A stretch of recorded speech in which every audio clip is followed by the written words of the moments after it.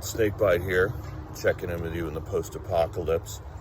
As I'm walking around this morning, listening to the birds and looking at the flowers, I have a Robert Frost poem come to mind. It's about the end of the world. It goes like this. It says, "Some say the world will end in fire. Some say in ice. From what I've tasted of desire, I hold with those who favor fire.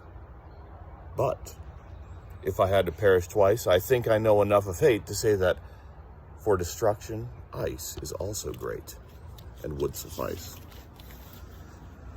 I don't think Robert Frost had imagined that the apocalypse would take place in March and April when the weather is beautiful and the birds are singing. It's odd. That's all right, I suppose. We never saw it coming. Speaking of never saw it coming, this morning I saw a green onion in my yard that I've let go.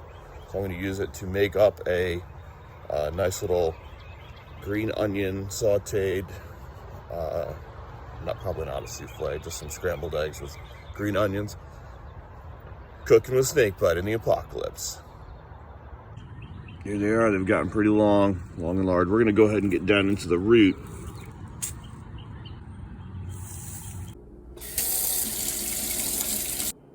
Peel off the husks.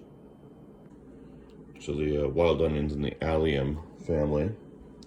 If you look here, this may look really familiar to some of you cooks.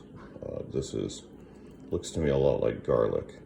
So the root here separates into several little segments. These each would grow into its own little plant later on.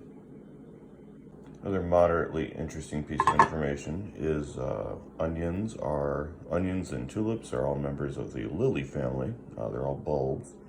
And back when the Dutch East India Company was in full swing, a trader from Turkey actually included some tulip bulbs in an order of rugs, rolled them right up inside. And when the Dutch merchant got those, he thought that they were onions, Turkish onions he called them, chopped them all up and ate them, said they were disgusting.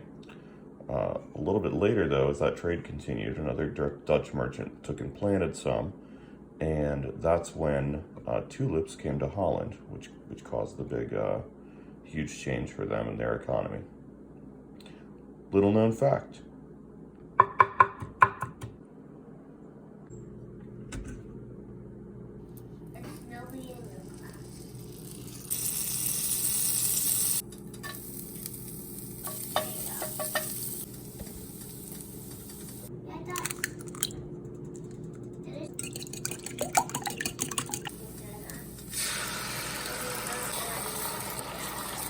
A little bit of color, pinch of salt.